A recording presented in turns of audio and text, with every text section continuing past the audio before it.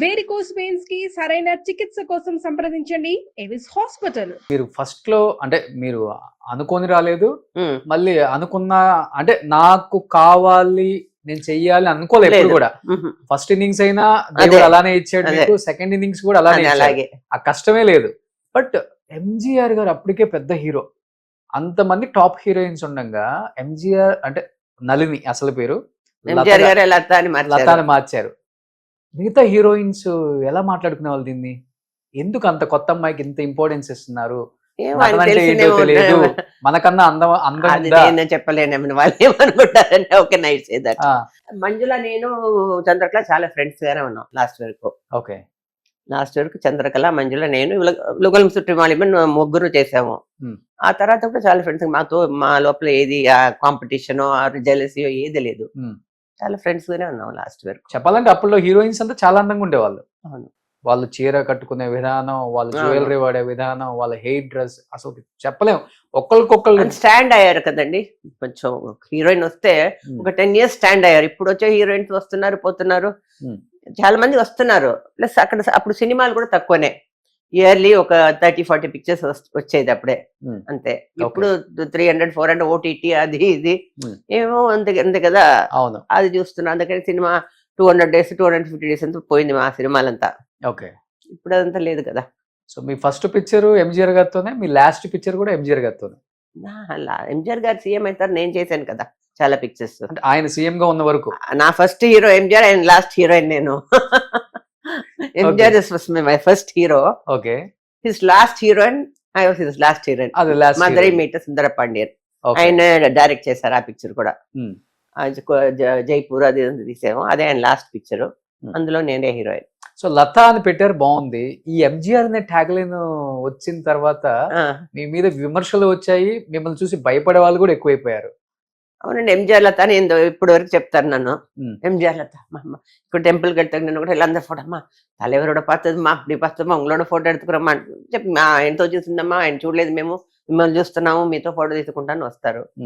అది నాకు ఒక దేవుడు దయాన అనుకున్నాను కదా, అందరికి రాదు అది. అవును. ఆయనతో చాలా మంది చేశారు, కానీ హీరోయిన్స్ చేశారు ఇంకా. అది అది నాకు వచ్చింది. కేవలం మీకే ఎంజీఆర్ లతా అని లాస్ట్ పిక్చర్స్ అని నేనే చేశాను. ఆయన పార్టీ ప్రారంభించిన తర్వాత ఏడిఎంకే పిక్చర్స్ అని ఎక్కువ నేనే చేశాను.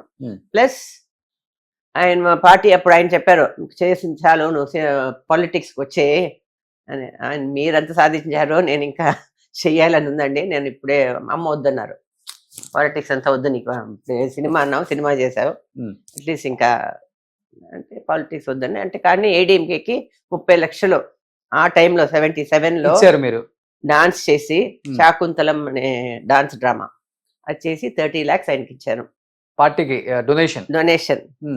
ఆ ఫొటోస్ అన్ని నా దగ్గర ఉన్నాయి. ట్రిచిలో 7 lakhs, మధురైలో 10 lakhs అలాగ డొనేషన్. అదే ఆయన లాస్ట్ వరకు మర్చిపోలేదు. చాలా ఫోర్స్ చేశారు, నేనే వెళ్ళలేదు. మా అమ్మ చెప్పారు వద్దు, సెటిల్ అయిపో, ఇంకా యూనో నేను చూడాలి, నేను సెటిల్ అయి సినిమాలో యాక్ట్ చేయాలనుకున్నావు, యాక్ట్ చేసావు, పాలిటిక్స్ వద్దు. సంతోషం ఇప్పుడు నాకు కదండి.